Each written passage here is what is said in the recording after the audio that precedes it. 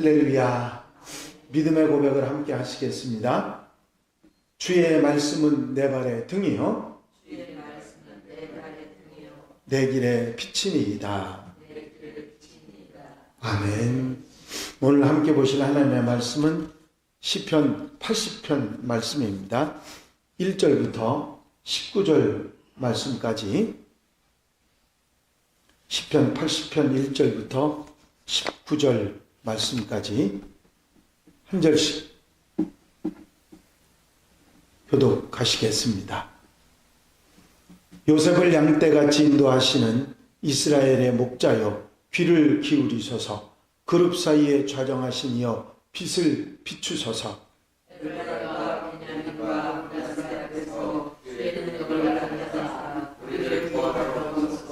하나님이여, 우리를 돌이키시고 주의 얼굴 빛을 비추사 우리가 구원을 얻게 하소서.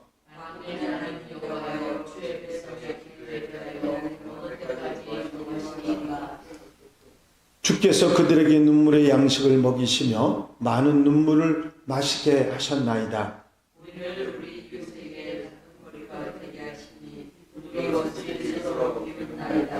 만군의 하나님이여, 우리를 회복하여 주시고 주의 얼굴의 광채를 비추사 우리가 구원을 얻게 하소서.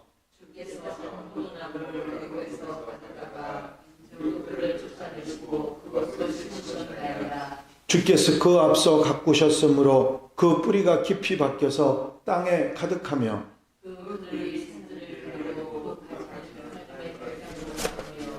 그 가지가 바닥까지 뻗고 넘굴이 강까지 미쳤거늘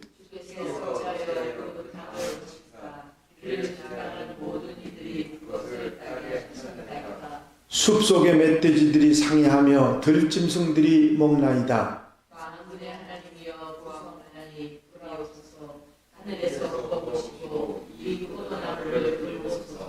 주의 오른손으로 심으신 줄기요, 주를 위하여 힘있게 하신 가지니이다.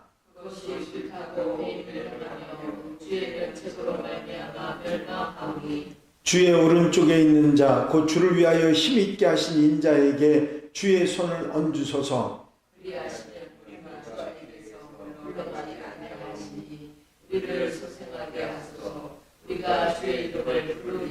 다 같이 읽으십니다. 만군의 하나님 여호와여, 우리를 돌이켜 주시고 주의 얼굴의 광채를 우리에게 비추소서. 우리가 구원을 얻으리이다. 아멘.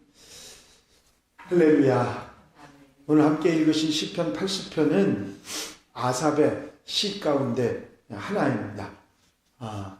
표제어에 나와 있는 말처럼 소사님 에두시의 곡조로 불러야 어울리는 곡조라고, 그런 노래라고 말하고 있습니다.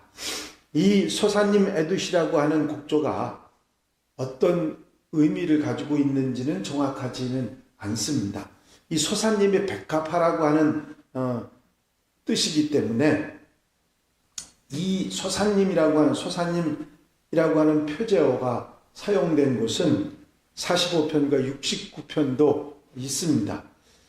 이 두 시편은 백합화라고 하는 말뜻 그대로 아름다운 음률에 맞춘 노래라 말할 수 있는데, 오늘 이 시편 80편은 전혀 상반되는 그런 내용이 되어 있습니다. 아름다운 곡조 운율이라기보다는 나라를 잃어버린 비통과 함께 우리를 살려달라고 하는 탄원의 노래이기 때문에 곡조가 아름다운 곡조라기보다는 슬픈 곡조, 아니면 비장한 곡조가 더 어울린다 생각할 수가 있습니다. 시편 80편은 비통과 비탄의 노래입니다. 북이스라엘이 아수르에 멸망당했던 주전 722년의 상황이 이 시편의 배경입니다. 1절과 2절에 보면 요셉과 에브라임, 베냐민, 므낫세 이 지파들이 언급이 되죠. 아시는 대로 에브라임과 므낫세는 요셉의 두 아들의 이름이고, 베냐민은 요셉의 유일한 동생입니다. 이 모두 북이스라엘에 속한 지파들이죠. 이들은 먼저 하나님으로부터 등을 돌립니다. 하나님께로 향하던 얼굴을 돌이켜서 우상을 향하고 우상을 따릅니다. 물론 지도자부터 모든 백성에 이르기까지 이런 모습이 계속되었습니다. 그것 때문에 하나님께서도 그들을 향해서 얼굴을 돌리십니다. 주의 얼굴빛을 거두었다고 그렇게 표현하고 있죠. 하나님의 진노가 있었고 그렇게 나라를 잃어버립니다. 북왕국이 망한 것이죠. 애통과 눈물의 이유가 되었던 것입니다. 이렇게 되고 나서야 뉘우치고 애통해야 합니다. 그리고 절박하게 하나님의 구원을 탄원하는 내용입니다. 하나님의 우리를 돌이키시고 주의 얼굴빛을 비추사 우리가 구원을 얻게 하소서. 만군의 하나님 여호와여, 주의 백성의 기도에 대하여 어느 때까지 노하시리이까. 주께서 그들에게 눈물의 양식을 먹이시며 많은 눈물을 마시게 하셨나이다. 이 시편 80편에는 반복되는 후렴구가 있습니다. 3절, 7절, 19절인데요. 우리말 성경에는 우리를 돌이키시고 우리를 회복하여 주시고 이렇게 다른 말로 번역되어 있지만 히브리어 말로는 슈브라고 하는 말로 같은 단어입니다.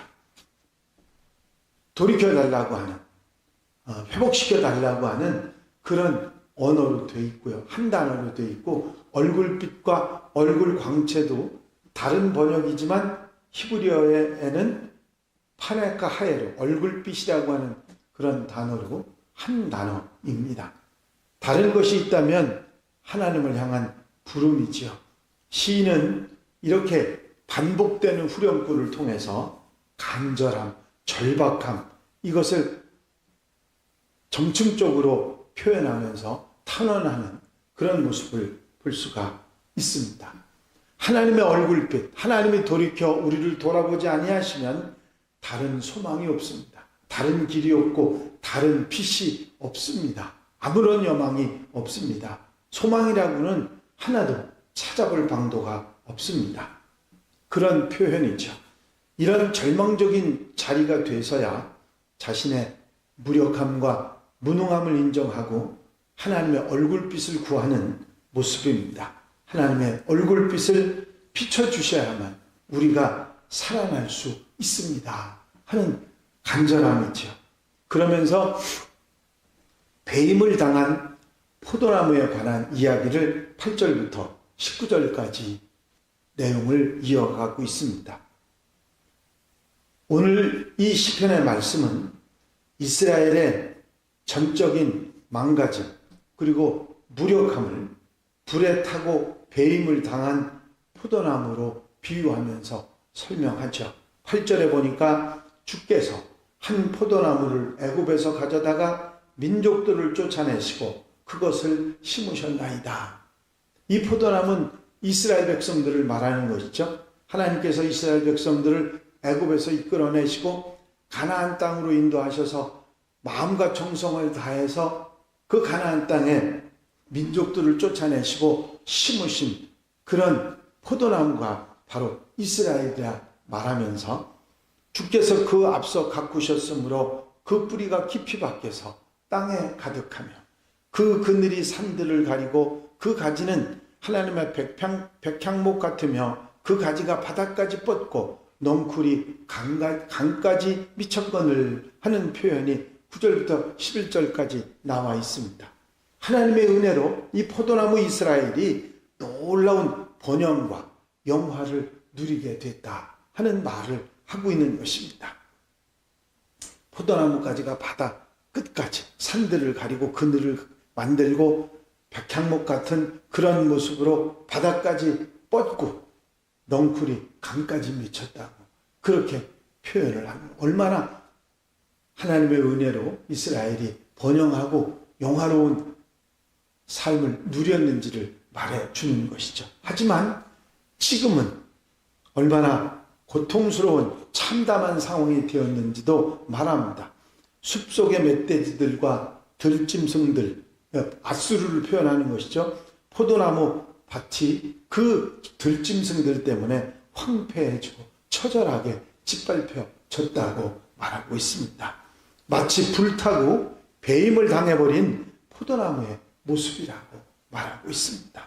완전한 절망 그리고 무력함과 무능으로 정말 고통스러울 수밖에 없는 암담한 처지에 이스라엘의 현실을 정확하게 표현하고 있는 것을 보게 됩니다. 이런 절망과 탄식의 자리에서 주님의 인자하심을 바라면서 간구하고 있는 것을 보게 됩니다. 다시는 물러가지 않겠다고. 주님에게서 떠나지 않고 주님에게서 얼굴빛을 돌리는 일이 절대로 그런 일이 없겠으니 우리를 살려달라고 애타게 주님을 갈망하는 그런 말씀을 하고 있습니다. 그렇습니다. 오늘 시편 80편은 민족적인 탄식이기도 하지만 공동체적인 회개이기도 합니다. 물론 나라가 망한 뒤에 떼내진 뉘우침하고 돌이킴이지만 그럼에도 불구하고 은혜에 대한 갈망은 이보다 더 간절할 수가 없습니다. 이 아삽의 마음 그리고 아삽의 후손들의 마음을 우리도 읽어서 다 망가진 다음에 후회하지 말고 망하고 난 다음에 돌이켜 다시 돌아보는 그런 마음이 아니라 언제 어디서도 어떤 상황 속에서도 하나님을 먼저 보고 소망을 먼저 보고 살아가는 하나님의 백성들이 되어야 될 줄로 믿습니다. 오늘도 이렇게 절절하게 주님의 얼굴빛을 구하고 내가 주님께 돌아오니 주님이 내 얼굴을 비춰달라고 내 얼굴에 얼굴빛을 비춰달라고 구하며 하나님 앞에 살아가는 하나님의 백성들 하나님의 자녀들이 다 되시기를 주의 이름으로 축원합니다. 축원합니다. 기도드리십니다. 사랑과 은혜가 영시 많으신 아버지 하나님, 절망적인 상황에서 하나님께 그 얼굴빛을 구하는 이스라엘 백성들의 탄원의 마음을 다시 한번 우리 마음속에 담습니다. 어리석은 길, 죄된 길, 이제 하나님이 돌아오라 말씀하셨음에도 돌아오지 않고 잘못된 길을 떠났던 이스라엘 백성들이 결국은 망하게 되고 그제서야 돌이켜 회개하는 모습을 우리는 보면서 우리가 어리석은 길, 죄된 길, 망하는 길 가지 않을 수 있도록 언제 어디서나 하나님에게서 돌아서지 아니하고 올바른 하나님의 백성으로 살아가는데 부족함이 없이 도와주시옵소서. 언제나 주님을 소망하고 주님과 함께 주님의 곁에서 주님 따라 복되게 사는 하나님의 백성들이 되게 하옵소서. 이 한 달의 삶도 온전히 주님께 맡겨드리오니 앞서가시고 따라가며 하나님 은혜 속에 사는 귀한 한 날이 되게 하옵소서. 우리의 기도를 들으시고 응답하시며 넉넉한 은혜로 같이하여 주시옵소서. 예수 그리스도의 이름으로 기도하옵나이다. 아멘.